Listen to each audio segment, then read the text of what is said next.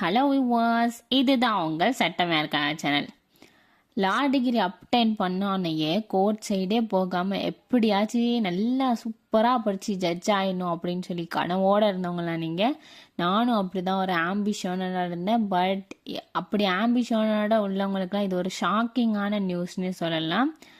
All India judges association and others versus union of India இந்த கேஸில் வந்து supreme court என்ன சொல்லியிருக்காங்க அப்படின்னு பார்த்தோன்னா, இந்த ஜட்ஜ்மெண்ட் என்னைக்கு கொடுக்குறாங்கன்னா May 2025, அதாவது இன்னைக்கு தான். இதன்படி என்னன்னா, நம்ம வந்து ஜட்ஜ் ஆகணும்னா சிவில் ஜட்ஜ் எக்ஸாமினேஷனுக்கு one of the most important குவாலிஃபிகேஷனாக எது சொல்கிறாங்கன்னா 3 years practising as an advocate. நம்ம வந்து என்ன செய்யணுமா, 3 வருஷமாக அட்வொகேட்டாக ப்ராக்டிஸ் பண்ணாதான் நம்மளால் இந்த ஜட்ஜ் எக்ஸாமே எழுத முடியுமா. முதல்ல படி நம்ம வந்து லா டிகிரி அப்டைன் பண்ணியிருந்தாலே போதும். அப்புறம் நம்மளோட ஏஜ் வந்து 22 இருந்தாலும் சரி, நம்ம வந்து அந்த எக்ஸாமினேஷனை அட்டம் பண்ண முடியும்.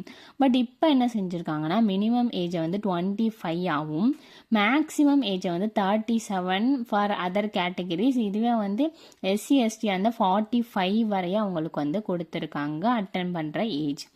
ஓகே, இந்த வீடியோ யூஸ்ஃபுல்லாக இருந்தால் மறக்காமல் லைக் பண்ணுங்கள், ஷேர் பண்ணுங்கள் அண்ட் சப்ஸ்கிரைப் பண்ணுங்கள். அண்ட் எதுக்கும் துவண்டு போயிடாதீங்க. 25 ஏஜ் தான் வரைய நம்ம வந்து என்ன செய்யணும், இப்படி ப்ராக்டிஸ் பண்ணிட்டு தான் இருக்கணுமா அப்படின்னு பார்த்தா இதுவுமே ஒரு நல்லது தான் அப்படின்னு சொல்கிறாங்க. ஏன்னா நிறைய எப்படி சொல்ல கிரிட்டிசிசமும் எழ ஆரம்பிச்சிருச்சு. உடனே வந்து நம்ம வந்து லா டிகிரி மட்டும் அப்டைன் பண்ணிட்டு ஜட்ஜாக போகும்போது அங்கே வந்து நம்ம தியரட்டிக்கல் நாலேஜ் இருக்கும், பட் எக்ஸ்பீரியன்ஸ்ன்றது கம்மியாக தான் இருக்கணும். நம்ம பீப்புளுக்கு சர்வ் பண்ணும்போது நம்மளுக்கு எக்ஸ்பீரியன்ஸும் வேணும் கரெக்டாக. ஸோ இது வந்து ஒரு நல்ல ஜட்ஜ்மெண்ட் அப்படின்னு சொல்லலாம். ஓகே, இந்த வீடியோ பிடிச்சிருந்தா மறக்காமல் லைக் பண்ணுங்கள், ஷேர் பண்ணுங்கள் அண்ட் சப்ஸ்கிரைப் பண்ணுங்கள். தேங்க்யூ.